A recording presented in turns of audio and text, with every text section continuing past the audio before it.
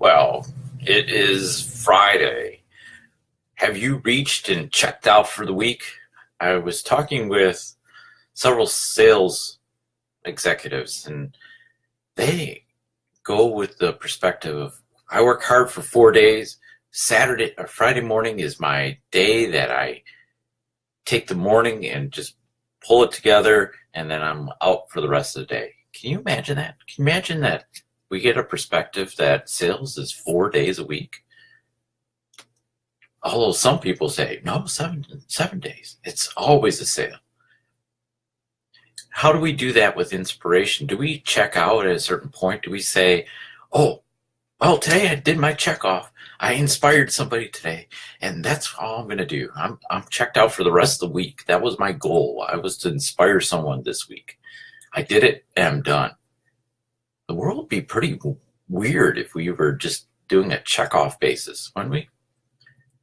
Daniel Pink, in his book, When, we're studying this book all month long with a team of peers, peer coaches, and we're really focusing this. This is executive level coaching.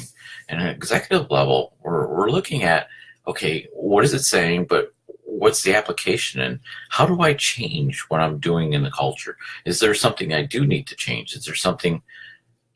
Lisa says I'm ready to check out for the week. Beach time sounds awesome. Yeah, I know. If you look at me over time here in these videos, I think I'm up to about 130 videos. If you look at the time of those, you'll see different shades of me. You know, I'm starting to look like I'm stayed in Wisconsin, didn't come back to Florida. So I agree with you, Lisa. We need to get some beach time to darken up and I'd feel a little bit better, get some more vitamin D. I was joking with Lisa yesterday. I said, I got to go run and pull back the garbage carts from the street and get some vitamin D input. Get some vitamin D immersion for the 2 minutes that it took to do that. But Daniel Pink in his book, When, says that scientists have called this about 130 Shades of Joe. Calls this the inspiration paradox. Now, he didn't create the term, but he's looking at the study of timing. And he's saying everything is timing. Not timing is everything. Not when you do something, but what you do when you stage things is timing. It requires a certain preparation. It requires doing it at a particular time that is in sync with way we work, the way we live, the way we immerse ourselves in our life and in the vibrations of the day. So do you get up in the morning and say, oh, yeah, let's create something? As a child, I remember waking up, I was lucky to make it to the breakfast table and have cereal and maybe listen to maybe the Captain Kangaroo's on or something like that. But, it was especially if it was Saturday, and it was Saturday morning cartoons. And that's about all I could handle. It was later in the afternoon that I was getting to be creative. And that, we talked about this in the previous time together, is that in the morning is about analytical. It's about focusing in on those things that require decisions that affect others, decisions that lead our organization to be a better organization. In the afternoon, it's about creativity and building content. And Daniel Pink says in his book, When, that inspiration paradox, the idea that innovation and creativity are greatest when we are not at our best, at least with respect to our circadian rhythms. So let's go back to that, okay? In the morning, analytical, in the afternoon, creative. But what happens in the morning? You're excited, you get a lot of energy, you're hitting the day running. That's why you have the ability to do a lot of good analytical thought, analytical discussion, performance management, helping people get to their next level. But come to lunchtime, come to the middle of the day, in some cultures, they do it right. Kick back, relax, you're not going to fight it. You can't fight the afternoon slug, the afternoon sluggishness, the afternoon siesta, the afternoon time when your body needs to feel that it needs to just get through the next several hours. It's just waiting for that rebound. So we have this cycle, this roller coaster in our day. And yet our biggest inspiration, our biggest point that we can encourage, we can build ourselves up, build others up, give them a focus, give them a vision, comes in the afternoon. How are you as inspiring people? And when do you do it? Do it at the beginning of the day? And does it go as well as you could? Or do you do it in the afternoon? Do you do it in the evening? When in your day? So block out your time. Take an analysis. Do an assessment of what do you do during the day. Take tomorrow or take Monday. Pick a day. And just block it out and say, okay, as I go through the day, I'm going to just time block this and say, these are the things I'm working on, or these are the things that I'm thinking about, or this is the area I'm reading a book, I'm doing my performance reviews, I'm doing several other things. Maybe it's a budget, maybe it's goal planning, maybe it's a list of calls that you're making. When do you do those? And what's your success in them? And if you track them over a number of days, take a week.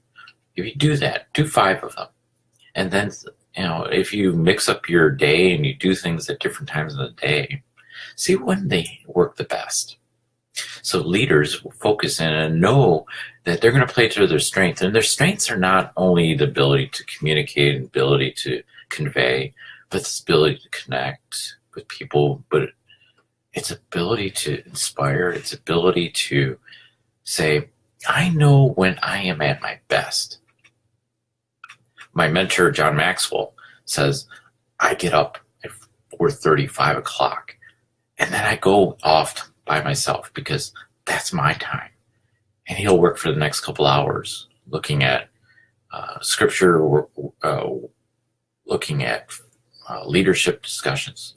He's reading, he's writing, he's filing, he's reflecting in that time period because he says, that's when I'm at my best. So while we look at it and say, well, everybody should be analytical morning and creative in the afternoon, well, maybe that isn't quite so for everyone. So find your time, find the points where you are at your best for that particular activity and carry those out. Knowing when we are at our best is key. And that's the point that leaders, that successful people, I know you're successful, but you could be more successful. Wouldn't it be great if you could step up to that next position, step up to that next role, that next responsibility, that dream that you have, and you just go and say, boom, I know I'm going to plan at it at this time in the afternoon or this block of time because that's when I'm at my best and I can think. This is when it's quiet, or this is when I can get away, or this is when I need to be in the game and I need to do this particular activity at that point. You may be rebounding in the evening, but no one is picking up the phone at the business to say, oh, we're still here waiting for your call. Right? So you might have to move things around. It may not be at your best. Maybe it's your second best time. Maybe it's still in that morning piece. So look at your schedule, look at what the things are. I've been doing this for the last couple weeks as I'm reading this book and a couple of others. I read Building Your Story Brand by Donald Miller last month. I'm reading Traction. It's more of a process about looking at your goals and looking at what your organization is, helping to understand it, helping it to convey where you're going and what you're doing. And then prior to that, The Last Arrow by Erwin McManus. Don't leave anything. Just keep hammering that last arrow. Give it all your might. Don't stop. Don't stop going. Give it all your power. So as you're going through all of this and you're saying, hey, it's Friday, man, I'm checking out. Now I got my coffee, and that's what I'm going to do. I'm just going to sit here and just read, maybe flip through some paper, because I've done my 4 days of sales work, and I'm just writing up the paperwork to submit it so I can get out of here. Well, that's okay. Not saying it isn't, but when you're going to inspire, how are you going to inspire others if you're just sitting back doing the same old, and saying, oh, well, 4 days a week I work, I make calls, and whenever I got to do them, I got to hit the road, got to shake hands, whatever. But how are you inspiring? How are you helping others get to their next level? Set an example of when you're doing your best, and then help others figure out when they are at their best. Maybe that's a performance conversation. Maybe that's the point where you need to go and say, hey, this is the point that I need. This is the point where we're both at our best. We can both have a rational discussion, a good, productive discussion, and get to that point where we can say, this is what the plan will be. This is where we're going to try this for the next week.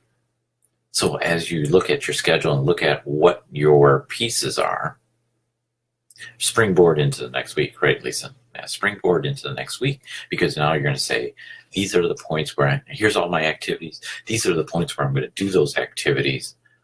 Sure, you got meetings and such, but don't let meetings take over control of when you're at your best for another activity.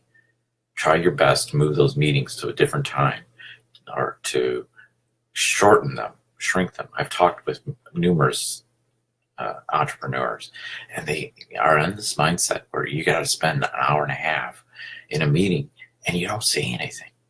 You spend an hour talking on sharing leadership lessons or sharing business practices, how to do better things.